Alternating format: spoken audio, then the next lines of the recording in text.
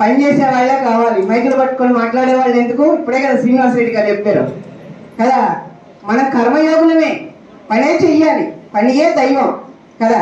అలాగే మరి మమతా మేడం కూడా భాగ్యనగర్ ట్రస్ట్లోకి తీసుకోవడం జరిగింది. పని బాగా చేస్తాయి, ఏం చెప్పినా కాదనకుండా ఎస్ అంటారు. పత్రికా దగ్గర అదే నేర్చుకున్నాం, అదే పాటిస్తాను. నాకు పరిచయం అయినప్పటి నుంచి కూడా మరి 2 మాటలు. ఎప్పుడు ధ్యానం మీద ఎంత నమ్మకం ఉందో మనకు తెలుసు. సరిగ్గా ధ్యానాన్ని ఆచరణలో పెట్టే వాళ్ళు, ధ్యాన సాధనలో ఆలోచనలు లేని స్థితి పొందిన వాళ్ళు గొంతు మీద కత్తిపడ్డ వెనకడుగు పోయారు. అంతటి ధైర్యాన్ని ఇస్తుంది. తెలిస్తే క్లాస్ పట్టండి కన్నం పెట్టారు ఆయనే కదా. మరి డిసెంబర్లో ధ్యాన మహాయాగం ఎవ్రీ ఇయర్ మనం జరుపుకుంటూ ఉన్నాం. మరి దానికి ముందుండి నడిపిస్తారు ఆ ధ్యాన మహాయాగాన్ని. దానికి సంబంధించి మనం ప్రతి సంవత్సరం ఒక మీటింగ్ పెట్టుకుంటూ ఉన్నాం. దాని గురించి వివరించవలసిందిగా కోరుకుంటున్నాం.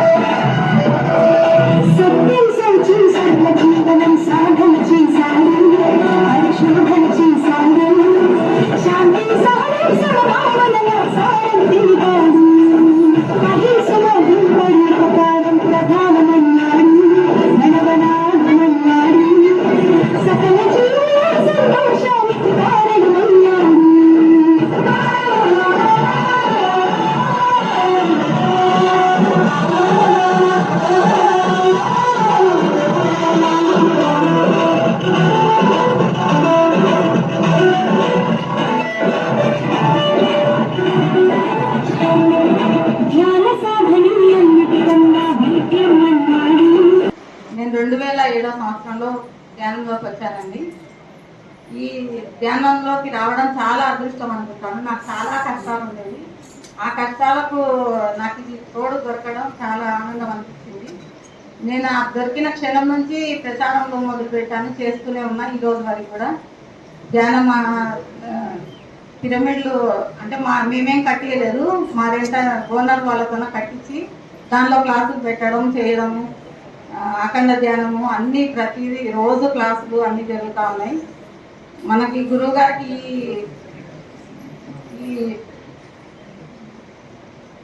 గారికి ఆగస్టు 15వ తారీఖున ఈ బిరుదు అందుకోవడం చాలా ఆనందం అనిపించింది. పత్రి మేడం గారికి శుభాకాంక్షలు తెలియజేస్తున్నాను. నాకు ఎక్కువ స్టేజ్ పైన మాట్లాడడం అలవాట్లేదు, నన్ను తప్పులు మాట్లాడితే క్షమించండి. ఈ భాగ్యనగర్ ట్రస్ట్ వాళ్ళు నన్ను గుర్తించి తీసుకోవడం చాలా ఆనందంగా ఉంది. అందరికీ చాలా కృతజ్ఞతలు. Thank you madam. పని చేసే వాళ్ళే కావాలి. మైకులు పట్టుకొని మాట్లాడే వాళ్ళు ఎందుకు? ఇప్పుడే కదా శ్రీనివాస్ రెడ్డి గారు చెప్పారు కదా, మన కర్మయోగులమే, పనే చెయ్యాలి, పనియే దైవం కదా.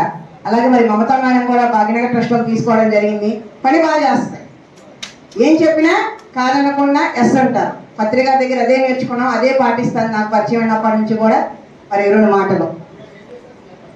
ఇవాళ తిన్నాకైతే బాగుంటుందేమో. మిర్చి పత్రికలకు ఇష్టమని మిర్చి బజ్జీ చేసుకొచ్చిందండి ఈ రోజున. సో చాలా అంటే ఏదో ఒకటి చెయ్యాలి, మన వంతుకి ఏదో ఒకటి ఉండాలి, ఒక కంట్రిబ్యూషన్, సేవ ఏదో ఒకటి అన్న తప్పన ఎప్పుడు ఉంటుంది. సో 2 మాటలు.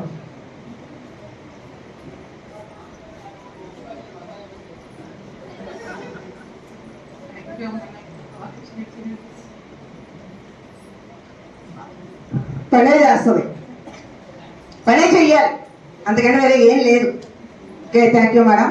మీ సేవలు భాగ్యనగరానికి, భాగ్యనగర్ నుంచి మొదలై ప్రపంచవ్యాప్తం కావాలని కోరుకుంటున్నాం madam. Thank you, thank you. So Keshavaraju గారుగా వద్దు, ఇందాక మాట్లాడారు కదా. ఇప్పుడు సాంబశివరావు గారు తెలుసు కదా, సాంబశివరావు గారు తెలీదా? అరే తెలిస్తే క్లాస్ కొట్టండి, కర్తవ్యం కన్నం పెట్టేది ఆయనే కదా. మరి డిసెంబర్లో క్షేణ మహాయాగం ఎవ్రీ ఇయర్ మనం జరుపుకుంటూ ఉన్నాం. మరి దానికి ముందుండి నడిపిస్తారు ఆ క్షేణ మహాయాగాన్ని. దానికి సంబంధించి మనం ప్రతి సంవత్సరం ఒక మీటింగ్ పెట్టుకుంటూ ఉన్నాం. దాని గురించి వివరించవలసిందిగా కోరుకుంటున్నాం. అందరికీ నా ఆత్మప్రమాణం అండి. మరి పత్రి మేడం కూడా ఈరోజు పుట్టినరోజు శుభాకాంక్షలు. ఒకసారి చప్పట్లతో మళ్ళీ ఒకసారి చెప్పుకున్నాం. ఇందాక శ్రీనివాస్ రెడ్డి గారు క్లాస్ అయిన తర్వాత మీలో ఫస్ట్ నేను విషయం తీసేద్దాం అనుకుంటున్నాను. ఎందుకంటే ఫస్ట్ కుటుంబాన్ని చూడమంటున్నారు. ఫ్యాన్లోకి వచ్చిన తర్వాతే నేను కుటుంబ విలువ తెలుసుకున్నాను. పత్రిక మాట విన్న తర్వాతే కుటుంబ విలువ తెలుసుకున్నాను. ధ్యానం ఎక్కనాలు సారు 99లో ఎక్కడో స్టార్ట్ చేశాడు ధ్యానం ఎక్కనాలు. ఇన్ని చేసుకుంటూ వస్తున్నాం అంటే ఆ సేవల శక్తి ఉంది కాబట్టి మనం చేయగలుగుతున్నాం. మన చైర్మన్ గారు మీటింగ్ పెట్టి ధ్యాన మహాయాగం మనం చెయ్యాలా వద్దని క్వశ్చన్ వేశారు. మీరు చెప్పండి, చెయ్యాలా వద్దా? చేయాలంటే ఏం చేయాలా? ఏం చేయాలా? సేవ అంటే ఏంటి? సేవ అంటే ఏంటి? ఇందాక సర్వీస్ అన్నారు కదా, సర్వీస్ని మనం చూసి నేర్చుకోవాలి కదా. సేవ అంటే ఏంటి? ఎప్పుడు జ్ఞానం మీద ఎంత నమ్మకం ఉందో మనకు తెలుసు.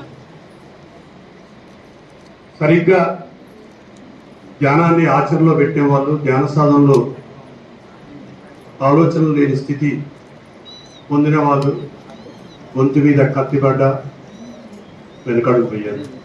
అంతటి ధైర్యాన్ని ఇస్తుంటారు. అది ఎప్పుడూ మీకు అన్నమతి అలర చంచలమైన ఆత్మయందుండ నీ పాపమ్ము తెలిసినే ఉయ్యాల. చంచలమైన మనసు ఆత్మస్థితిలో ఉండాలి. అంటే నీ మనసు కూడా వాయుతత్వంలోకి వస్తే అప్పుడు కదా దైవ యొక్క అనుభూతి అంత ప్రపంచం అంతా దివ్యంగా మారి అది పొందాలి. అది పొందేంత వరకు పడతాము, లేస్తాము, రకరకాల గాసిప్స్ వింటాము, మాట్లాడతాము, ఇవన్నీ జరుగుతాయి. నేనేం ఎగ్జెప్షన్ కాదు. కానీ ఎప్పటికప్పుడు మనమే ఆత్మపరిశీలన చేసుకోవాలి. రోజు సాయంత్రం నేను చేసింది అది ఒక్కడి చేసి చూడండి. ఈరోజు ఉదయం నుంచి సాయంత్రం వరకు ఏమేమి మాట్లాడాను, ఎక్కడెక్కడ మాట్లాడాను, ఎలా ఉంది నా ప్రయాణము. 10 years అయిపోయాయి అనిపించింది. మరి మేడంకి మనందరం ఒకసారి గట్టిగా క్లాప్ చేద్దాం. ఇందాక శ్రీనివాస్ రెడ్డి గారు చెప్పినట్టుగా మరి మేడం ఎంత సహనంతో, ఎంత కుటుంబానికి విలువ ఇస్తూ మరి 2 పిల్లల్ని పెంచుకుంటూ ఈ రోజున మూమెంట్లో పత్రికారితో మరి కడ వరకు ఉండి ఇంకా కూడా ఆయన చైతన్యంతో మరి ఇప్పుడు ఎంతగానో నడిపిస్తున్నారు. మరి మన బిడవీ మాస్టర్స్ అందరూ కూడా ఒక్కొక్కళ్ళు ఒక పత్రిజీ లాగా ఈ రోజున ఎన్ని కార్యక్రమాలు చేస్తూ వస్తున్నారు. ఆ భాగంలోనే మరి నేను వాణి ఒక టాస్క్ తీసుకున్నాం. ఏంటి అంటే పత్రిజీ వాయిస్తో ఇచ్చినటువంటి విషయాలన్నీ కూడా గ్రంథస్థం చేసినట్లయితే పత్రిజీ జ్ఞానామృతం అని చెప్పేసి తీసుకొస్తున్నాం. మరి దాన్ని పత్రిజీ జ్ఞానామృతం 1, 2 ఇప్పుడు 3 కూడా తీసుకొచ్చాము రీసెంట్గా. ఇప్పుడు జ్ఞాన మహాయాగంలో 4 కూడా తీసుకొస్తాము. ఈ రకంగా ఎంత వీలైతే అన్ని పుస్తకాలు తీసుకురావాలన్నదే మా ఆలోచన. 1971 में बहन तरुणा कृष्णा जो एयर हॉस्टेस थी, उनकी विमान दुर्घटना में मृत्यु। परिवार पर दुखों का पहाड़ टूट पड़ा। उस समय स्वर्ण माला जी किशोरावस्था में थी। एक और पढ़ाई और सपने, दूसरी ओर गम और संघर्ष, लेकिन यही क्षण थे जिन्होंने उन्हें भीतर से मजबूत बनाया। माँ ने पति और बेटी दोनों की मृत्यु का दुख सहते हुए भी घर संभाला। स्वर्णमाला जी ने देखा कि स्त्री अकेली होकर भी घर की रीढ़ बन सकती है। उनकी माँ ने उन्हें सिखाया कि परिस्थिति कैसी भी हो, धैर्य और अनुशासन से जीवन आगे बढ़ाना ही असली साधना है। युवावस्था में स्वर्णमाला जी नौकरी और पढ़ाई साथ साथ कर रही थी। इसी बीच उनके जीवन में आए सुभाष पत्री जी। दोनों के बीच एक अनोखा अपनापन था। 26 मई 1974 को नरसिंह स्वामी मंदिर में उनका विवाह हुआ। मात्र 19 साल की उम्र में स्वर्णमाला जी एक नई दुनिया में प्रवेश कर गई। शादी के शुरुआती दिन आसान नहीं थे। आर्थिक तंगी, कम आय, खाना बनाना और घर संभालना सीखना हर दिन एक चुनौती था, लेकिन स्वर्णमाला जी ने कभी शिकायत नहीं की। पति के संघर्ष में वे बराबरी से साथ खड़ी रही। यही नहीं, कठिनाइयों के बीच भी उन्होंने अपने जीवन में आशा और मुस्कान बनाए रखी। जीवन में उन्हें 2 अनमोल बेटियों परिमिता और तरुणा पति की मां बनने का सुख दिया। पर इस सुख के साथ ही जीवन में कठिन परीक्षाओं का सामना भी करवाया, पर हर बार उन्होंने दृढ़ता दिखाई। स्वर्णमाला जी का जीवन स्त्रियों की उस अदृश्य शक्ति का प्रमाण है जो हर पीड़ा को सहकर भी परिवार को संभाले रखती है। इसी बीच पत्री जी के जीवन में ध्यान का प्रकाश आया। न्यू फॉरएवर और ओशो जैसी किताबें, ध्यान की साधना और पुराणिक प्रयोग। स्वर्णमाला पत्री जी ने इन सब का न केवल साक्षी भाव से अनुभव किया, बल्कि स्वयं भी ध्यान के मार्ग पर बढ़ी। उन्होंने पिरामिड ऊर्जा के अद्भुत प्रयोग देखे। एक साधारण सा कार्डबोर्ड पिरामिड जिसमें जलने का घाव ठीक कर दिया, ये उनके लिए पहला चमत्कारी अनुभव था। धीरे धीरे उनका घर ध्यान साधकों का केंद्र बन गया। लोग ध्यान सीखने आते और स्वर्णमाला जी उन्हें परिवार की तरह अपनाती, उनके लिए भोजन बनाती, उनके अनुभव सुनती। उनके लिए ध्यान केवल व्यक्तिगत साधना नहीं रहा, यह सेवा थी, प्रेम था और साझा करने का मार्ग था। गुरु का आशीर्वाद भी उन्हें मिला, सदानंद योगी जैसे महापुरुषों का सानिध्य, और वहां भी उन्होंने त्याग और सेवा से अपना स्थान बनाया। स्वर्णमाला जी ने समझ लिया था कि महानता केवल पुस्तकों में नहीं, बल्कि जीवन जीने के ढंग में है।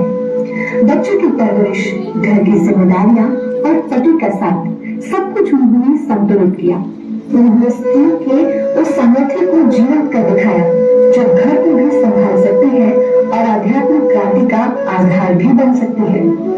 स्वर्णमाला पत्री जी का जीवन हमें सिखाता है कि आध्यात्मिकता केवल पर्वतों या आश्रमों में नहीं, बल्कि रोजमर्रा की जिम्मेदारियों में भी जी जा सकती है। उन्होंने हर भूमिका में साधना का रंग भरा, बेटी, बहन, पत्नी, माँ और साधिका। आज जब हम उनके जीवन को याद करते हैं तो समझ आता है कि ध्यान आंदोलन की महान मुहिम में स्वर्णमाला पत्री जी का योगदान कितना मौन, कितना गहरा था। ब्रह्मश्री पत्री जी ने जिस क्रांति को दिशा दी, उसका अदृश्य आधार थी स्वर्णमाला जी। उनका धैर्य, उनका त्याग और उनकी मौन साधना। उनका जीवन हमें ये याद दिलाता है कि स्त्री केवल घर की नहीं, वे संपूर्ण जगत की धुरी है, वे शक्ति है, संबल है और प्रेरणा है। PSSM की सह संस्थापिका स्वर्णमाला पत्री जी का जीवन दीपक की तरह है जो स्वयं जलकर भी अनगिनत जीवनों को अलौकिक करता रहेगा। उनका ध्येय, उनका मौन तप और उनका प्रेम आने वाली पीढ़ी को सदैव ये प्रेरणा देता रहेगा कि ध्यान ही जीवन का सच्चा मार्ग है।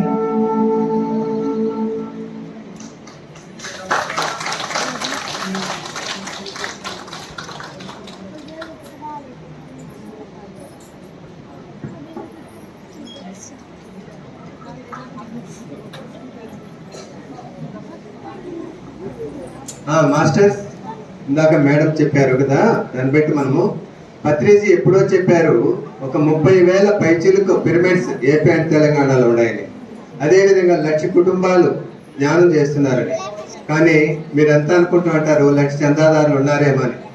కానే కాదు, మీరు ఎప్పుడైనా చెక్ చేసుకోవచ్చు. 5,000 అంటే 3,500 ఆర్డినరీ పోస్ట్, 1,500 దాకా రిజిస్టర్ పోస్టులు అంటే 5,000. ఒక 4,000 ఎక్స్ట్రాగా పెంచారు. కొంతమంది ఫంక్షన్లని, ఇనాగ్రేషన్ లాంటి కొంతమంది తీసుకొని పంచుకుంటారు.